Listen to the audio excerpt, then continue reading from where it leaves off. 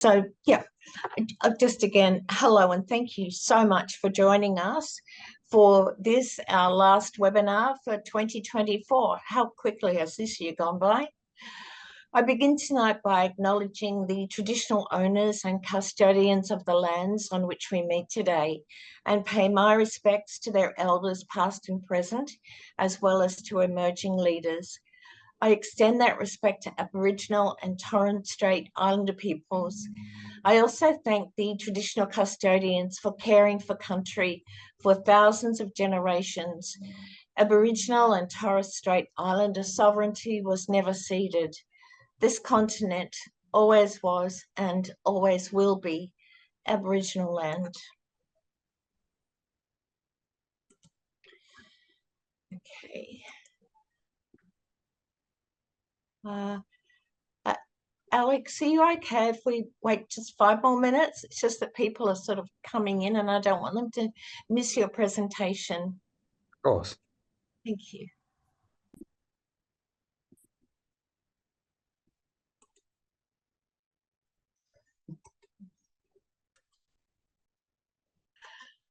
All right. So our first speaker for this evening is our colleague and friend, Alex Vince. Alex brings years of dedicated experience fighting lethal animal control methods to their work, which has exposed a range of critical animal welfare issues from the killing of wildlife to the exploitation of animals in industrial farming. Tonight, Alex will provide an update on our latest campaign, From Harm to Harmony, which aims to ban deadly second-generation anticoagulant rodenticides or SGARs that are devastating entire food chains across Australia.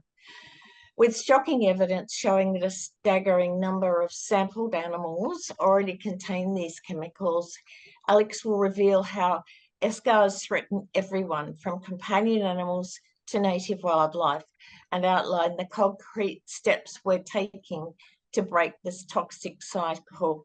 Thanks, Alex. Thank you, Linda, and good evening, everyone. First off, can everyone see that slide okay? Yes, thank you. Thank you. First and foremost, I want to thank you all for taking the time to join us tonight. It really is a pleasure, as Linda said, to be here, to be able to provide you with a bit of an update and an overview of some of the work that we've been doing for wildlife recently. And I'm so pleased to see some unfamiliar faces here amongst old friends. So thank you for joining Animal Liberation's November webinar. Tonight, I'll be sharing some updates on our latest campaign to ban rat poisons and how you can help. But before we begin, I'd like to echo Linda and acknowledge the traditional owners of the lands from which we all connect tonight and pay my respects to their elders, past and present.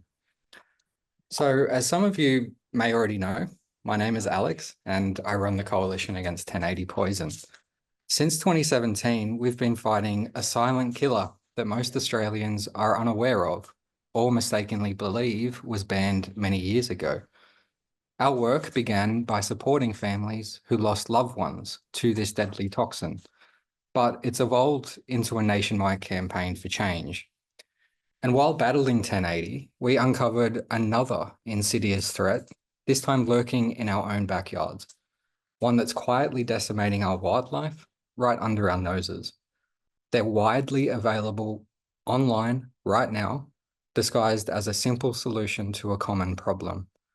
But tonight, we'll reveal the true cost of these chemicals, not only to rodents, but to the owls soaring above our suburbs, the possums in our backyards, and even our beloved cats and dogs.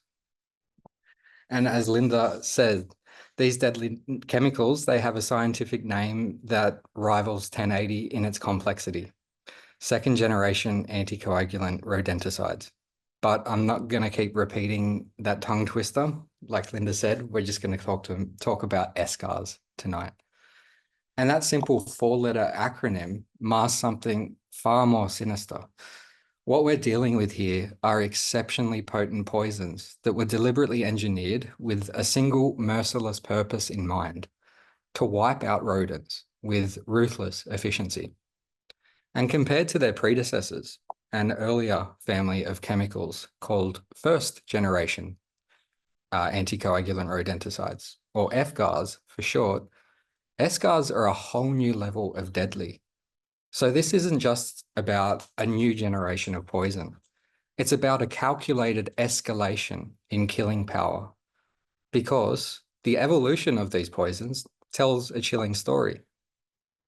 With SGARs, rodents needed multiple doses over several days for the poison to build up in their bodies.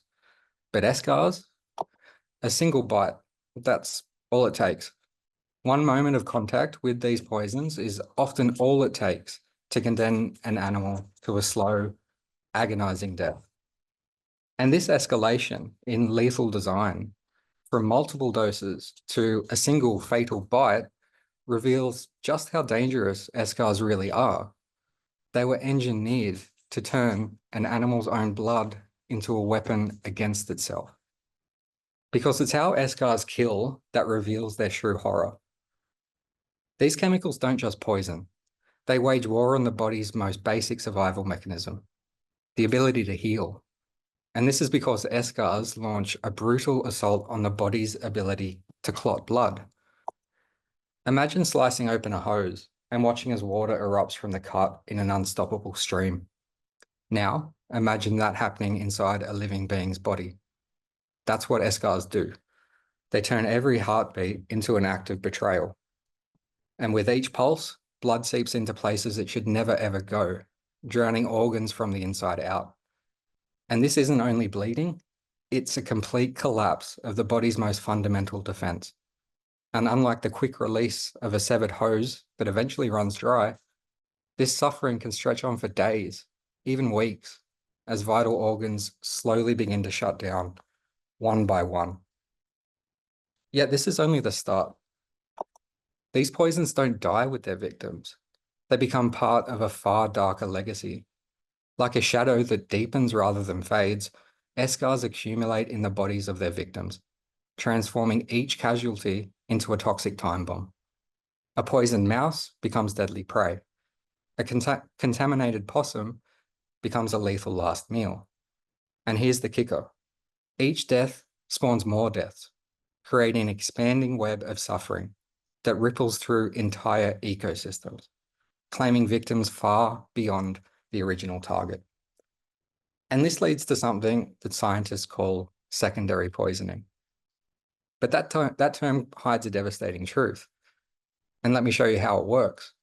Take a look at these blue and red blocks down here. They might seem harmless, but they're a bit like a match sitting quietly in its box. Just as one match can spark a devastating bushfire that erupts in one area, only to destroy everything in its path, one bait sets off a chain reaction that can disrupt entire ecosystems. Because when an animal eats these poisons, they become much more than just another victim. They transform into those ticking time bombs. And what this means is monstrous. Picture this.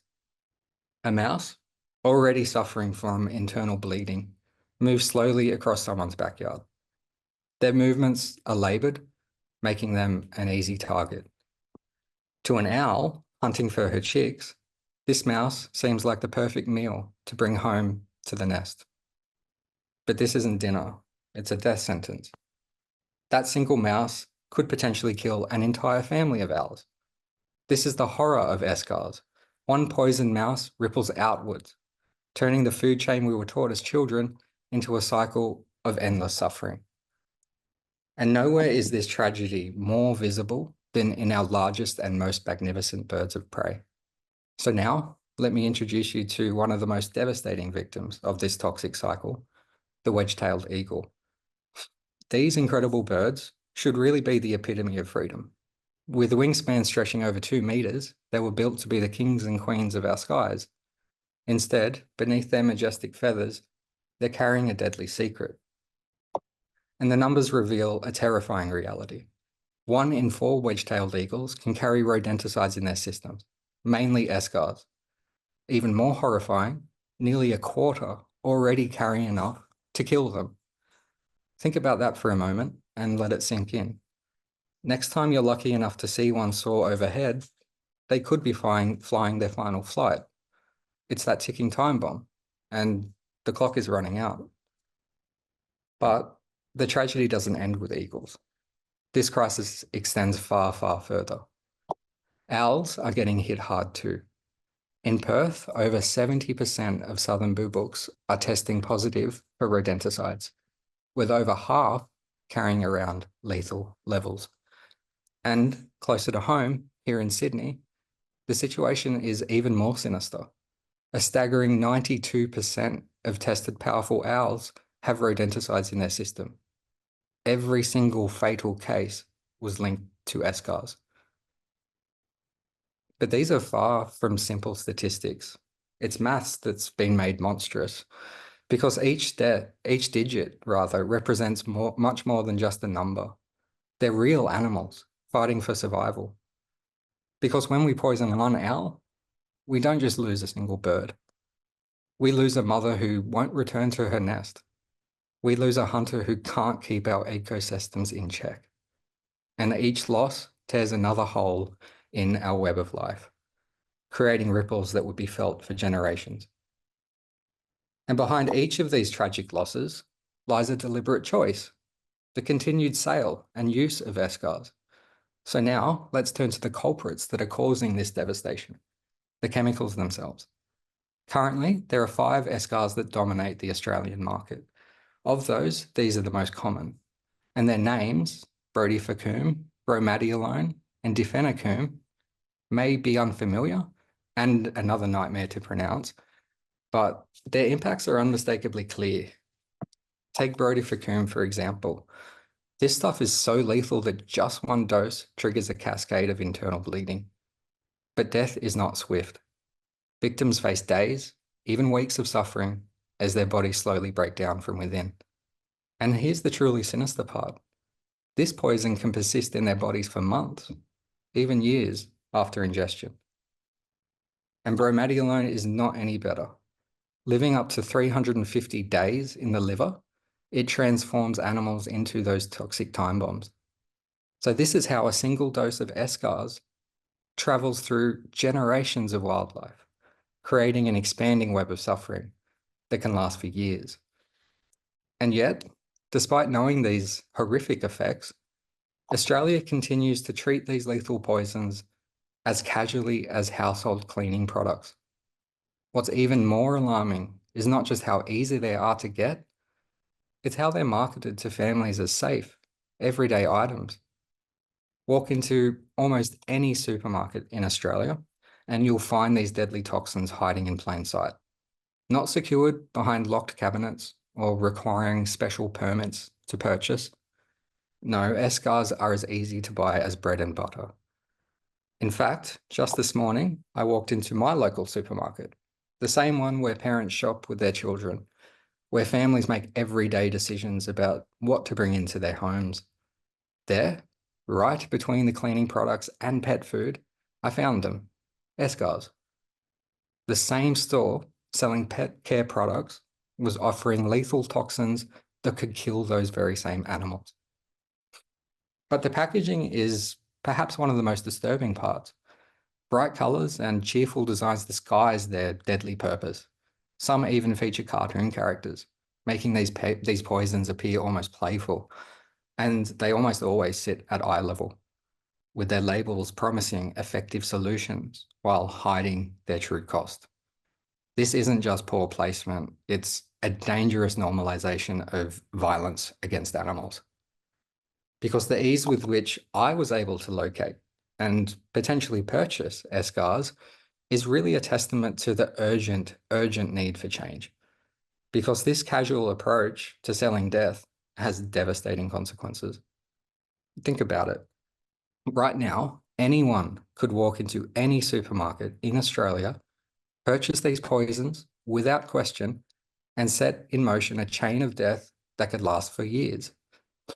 A single block of poison placed in a Sydney backyard could end up killing a barn owl in Brisbane.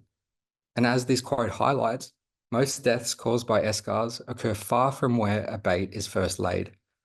as the poison literally travels through the bodies of other animals to reach its final deadly destination. And this isn't speculation, it's what's actually happening right now. Remember the statistics about owls and eagles? Each of those deaths likely started with a casual supermarket encounter just like this. And while other countries treat these poisons with the severity that they deserve, Australia continues to stock them alongside everyday items, treating them as casually as dish soap and cereal.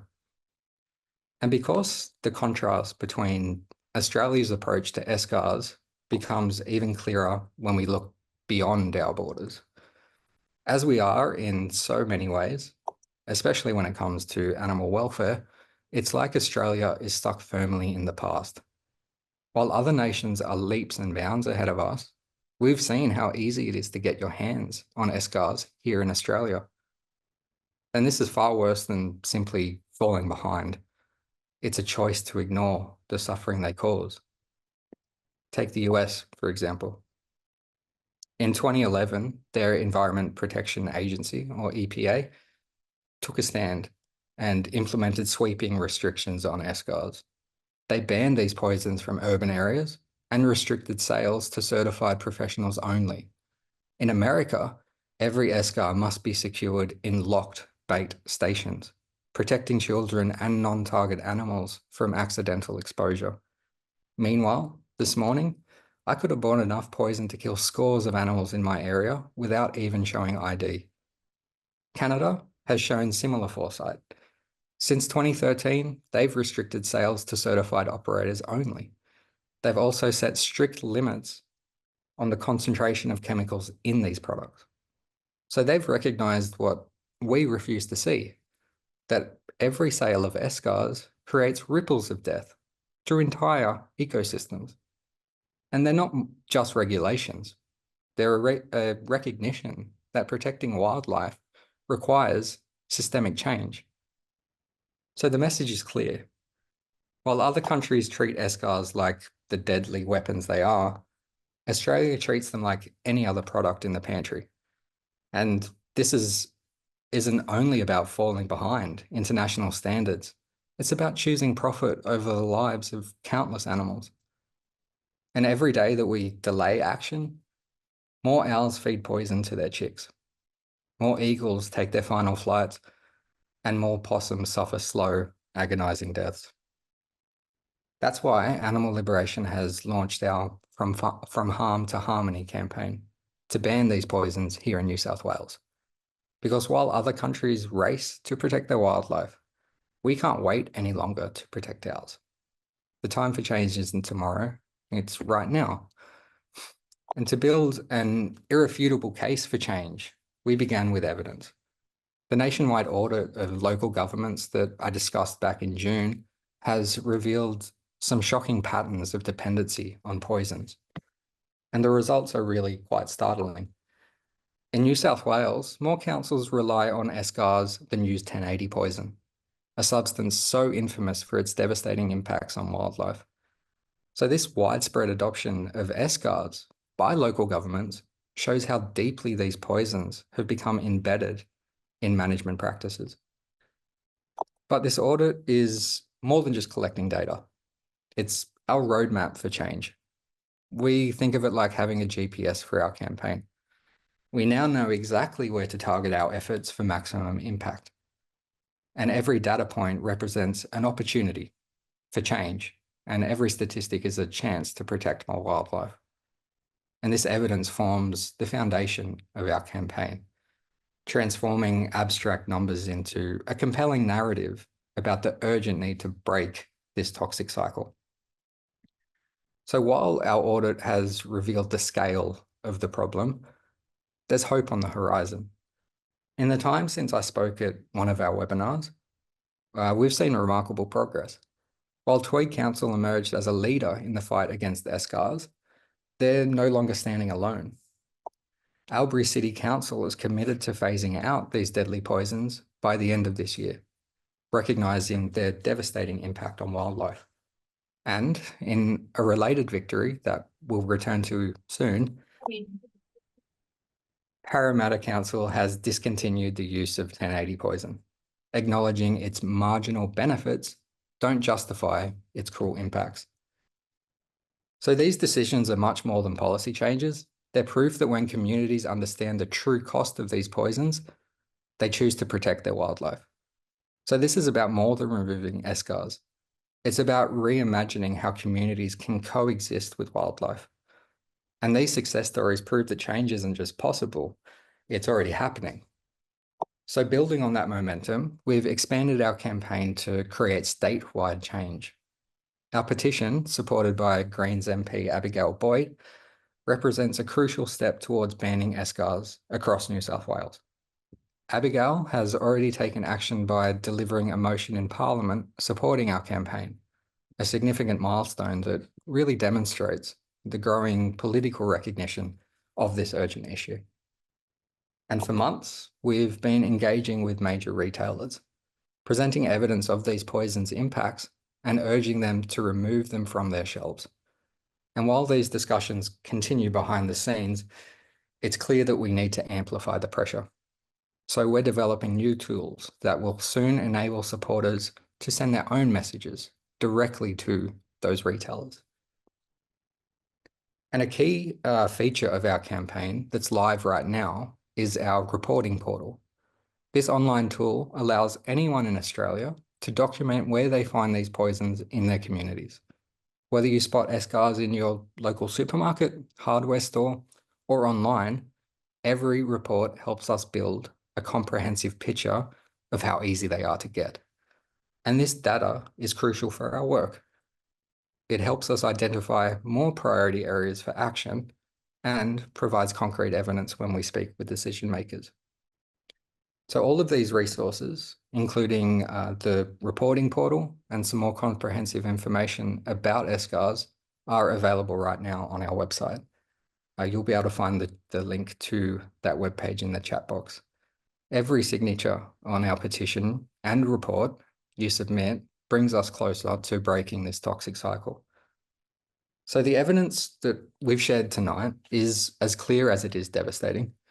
SGARs are creating ripples of death through our ecosystems, from our backyards to the bush and everywhere in between. But together we really can stop this. Visit our website, take action, and join us in creating a future where our wildlife can thrive without the threat of these deadly poisons. Before I end my time with you tonight, I know that victories in our movement can often feel few and far between, and that makes each win especially precious. So before I wrap up, I want to share two urgent opportunities where your help could secure lasting change in our fight against poisons. Recently, the Coalition launched a critical tool in our fight against 1080, an online map that shows the sites of all current baiting programs in New South Wales. As far as we're aware, it's the first of its kind, but we need your help. Right now, communities are kept in the dark about poison use in their neighbourhoods. The National Parks and Wildlife Service is the only government agency transparent enough to publish this information, leaving countless baiting programs hidden from view. So this is where you come in. Our map is already powerful, but with your help, it could be even better. By reporting 1080 in your area through our simple online tool, you'll help us expose the true scale of its use. And it's easy to do. And every report you submit doesn't just add a dot to a map, it strengthens our ability to advocate for change and protect wildlife in your community. And speaking of making change at a local level, we've just achieved a significant win for wildlife, but we need your help to make it permanent. Parramatta Council has made the landmark decision to stop using 1080 poison, explicitly acknowledging that its marginal benefits cannot justify the cruelty it causes. But here's the catch. This vital win hangs by a thread. The policy could be reversed as soon as 2026, unless we act now to cement it in place. So right now, we have a critical window of opportunity to make this change permanent. In the chat box, you'll also find a link to send a quick but powerful message to Parramatta's CEO, urging them to permanently end 1080 today. This win, alongside Albury's commitment to phase out SGARs, shows how local action can create a poison-free future for our wildlife. Thank you all so very much for being here. I look forward to hearing from you. Please email me at any time if there's anything that I can help you with. Thank you very much. Alex, thank you. Your work on all of these poisons is nothing short of phenomenal. You take such a holistic stance, and we owe you a debt of thanks for going down this dark hole of poisons. And I'd just like people here tonight to know too that Alex is the first port of call for people who've lost a beloved dog or cat or other companion, particularly to 1080. And it is a very hard job to listen to people express their grief at having watched their beloved family member dying from 1080. So Alex, thank you so much. You are extraordinary.